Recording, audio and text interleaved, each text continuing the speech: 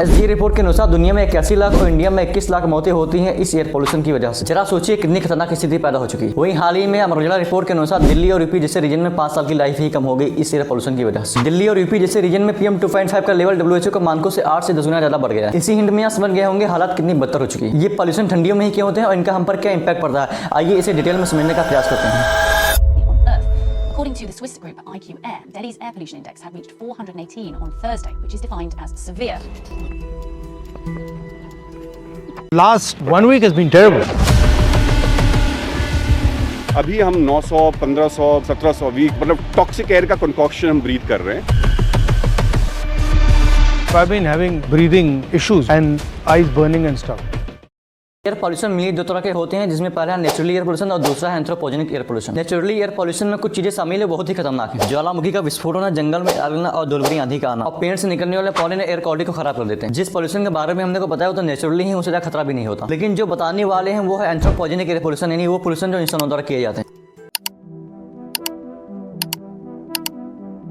आइए इन सभी हुक को पॉइंट में समझते हैं। दिल्ली में हर दिन लगभग 1 करोड़ से ज्यादा गाड़ियां चलती हैं, जिनसे कार्बन डाइऑक्साइड और कार्बन मोनोऑक्साइड जैसे गैस रिलीज होती हैं और ये जहरीले गैसें बहुत ही खतरनाक होती हैं इस एनवायरमेंट के लिए, जिनसे एनवायरमेंट बहुत ही जहरीला बन जाता है। दूसरी समस्या पराली को लेकर पंजाब और हरियाणा जैसे प्रदेशों में लगभग एक साल में 35 मिलियन टन पराली जलाई जाती है, जिनसे एयर पॉल्यूशन बहुत ही ज्यादा मात्रा में होता है। तीसरे पॉल्यूशन की वजह है इंडस्ट्रीज। दिल्ली और यूपी के आसपास बड़ी संख्या में फैक्ट्रियां मौजूद है, जिनसे बहुत ही ज्यादा पॉल्यूशन होता है, जो बहुत ही हानिकारक केमिकल्स को रिलीज करती है और कंस्ट्रक्शन से निकलने वाले धूल हवा में मिलकर PM के लेवल को बढ़ाती है।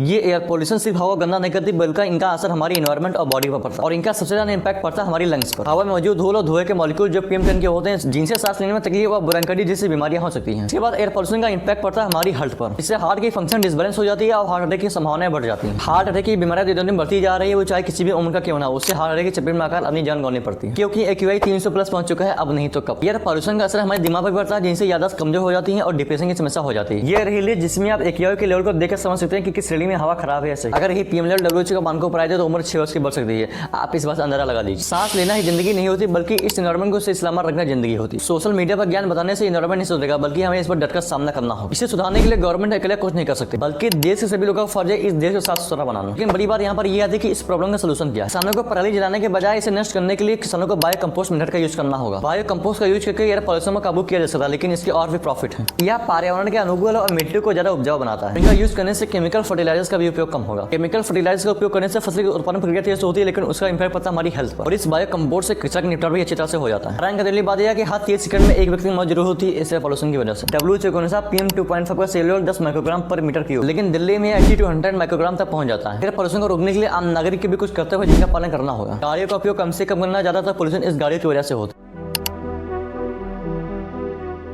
सरकारी जमीन में फिर अपने आसपास पेड़ जरूर लगाएं, क्योंकि अगर इस पोल्यूशन को रोकना तो पेड़ ही मददगार साबित हो सकते हैं। इकलौते से प्राणी जो यह काम कर सकते हैं। और सिंगल यूज प्लास्टिक का उपयोग बंद करना होगा, क्योंकि AQI 300 प्लस पहुंच चुका है, अब नहीं तो कब। बात यह कि एयर पोल्यूशन ठंडियों में ही क्यों होता है, गर्मी में क्यों? क्योंकि विंटर में लैंड की सरफेस ठंडी हो जाती है और एटमॉस्फेयर की ऊपरी लेयर हॉट रहती है और ये गर्म हवा ठंडी हवा को पहुंचाने से रोकती है, जिससे पोल्यूशन वाले एयर निचले लेयर में फंस जाते हैं, जिनसे पोल्यूशन बहुत ज्यादा बढ़ जाता है और इन्हीं वजह से एयर क्वालिटी खराब हो जाती है। लेकिन ठंडियों में एयर पोल्यूशन क्यों होते हैं, इसके और भी रीजन है। जानने के लिए डिस्क्रिप्शन में लिंक है, आप वहां से पढ़ सकते हैं। एयर पोल्यूशन से निपटना मुश्किल जरूर है, लेकिन नामुमकिन नहीं। हर छोटा प्रयास से बड़ा बदलाव ला सकता है। हमें मिलकर इन चुनौतियों का सामना करना हो। इस वीडियो को ज्यादा शेयर कीजिए ताकि और लोग जागरूक हो सके इसके बारे में। अगर वीडियो अच्छी लगे तो चैनल को सब्सक्राइब जरूर कीजिएगा। ऐसे ही हमने फार्मास्यूटिकल पोल्यूशन पर एक वीडियो बनाई थी, मेडिसिन या फिर ड्रग से इस एनवायरमेंट पर क्या इंपैक्ट पड़ता है। आप यहाँ पर क्लिक करके देख सकते हैं। तब तक के लिए बहुत बहुत धन्यवाद।